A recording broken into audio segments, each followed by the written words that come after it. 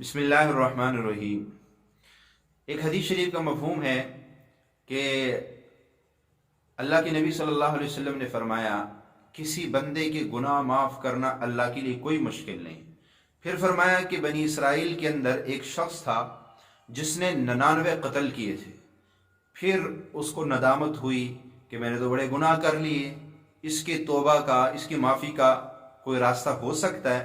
तो वह एक राहिब के पास चला गया, उससे जाके ये मसला बयान किया कि मैं तौबा करना चाहता हूँ, इतने कत्ल हो गए, माफ़ी चाहता हूँ, कोई माफ़ी मिल सकती है? तो उस राहिब ने कहा कि आपने तो बहुत जुल्म किया है, अब इसकी कोई माफ़ी तलाफ़ी नहीं है और बहुत तजावुज़ कर गए। उसको गुस्सा आया और उसने उस राहिब को भी कत्ल कर दिया। अब 99 के बजाय 100 हो गए। फिर किसी ने उसको कहा फला जगह एक आलिम रहते हैं, उनसे जाके मसला पूछो। हमारे यहाँ मुसीबत ये, हम हर दाढ़ी वाले से मसला पूछते, हर दाढ़ी वाले से मसला नहीं पूछना चाहिए। मसला आलिम दीन से, मुस्तनद आलिम दीन या कोई मुफ्ती हो, उससे जाके मसला पूछना चाहिए। बहरहाल वो चला गया, उससे जाके मसला पूछा, कैसे ऐसे मैंने कत्ल किए, क्या मेरी माफ़ी का कोई रास्ता निकल सकता है? उसने कहा जुल्म तो तूने बहुत किया, हद से तजावुज़ कर गया, पर अल्लाह के यहाँ क्या है, वो माफ़ कर दे, उसके लिए कोई मुश्किल नहीं है। आप ऐसी जगह उनको दिखाया कि वहाँ चले जाओ, वहाँ 2 बस्तियाँ हैं, एक का नाम बसरा और एक का नाम कुफरा। बसरा में नेक आमाल करने वाले लोग रहते हैं, गैर उनमें रह नहीं सकता।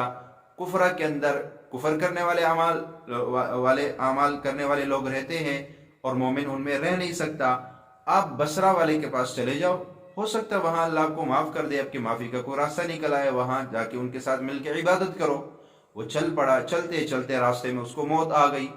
जब मौत आई तो दोनों फरिश्ते, अजाब के फरिश्ते भी आए और रहमत के फरिश्ते भी आए। अब दोनों आपस में झगड़ने लगे। रहमत के फरिश्तों ने कहा ये तो तौबा के लिए जा रहा था, लिहाजा हम इसको जन्नत में लेके जाएंगे। अजाब के फरिश्तों ने कहा इसने 100 कत्ल किए, हम इसको लेके जाएंगे। अब बात जब ज्यादा बढ़ी, उन्होंने कहा अल्लाह से फैसला करवाते। अल्लाह से कहा या अल्लाह क्या किया जाए इस बंदे का? अल्लाह ने कहा मुआजना करो, ये जिस बस्ती के करीब होगा उन्हीं में इसको शुमार कर दो।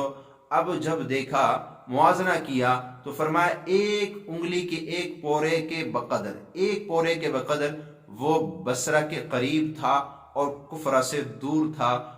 अल्लाह ने कहा इसको बसरा में शामिल कर दो, नेक लोगों में शामिल कर दो। तो अल्लाह के लिए माफ करना कोई मुश्किल नहीं है, बस हम सच्चे दिल से तौबा कर जाए। हम नेक लोगों के साथ हमारा उठना बैठना होगा, अच्छे लोगों के साथ उठना बैठना होगा।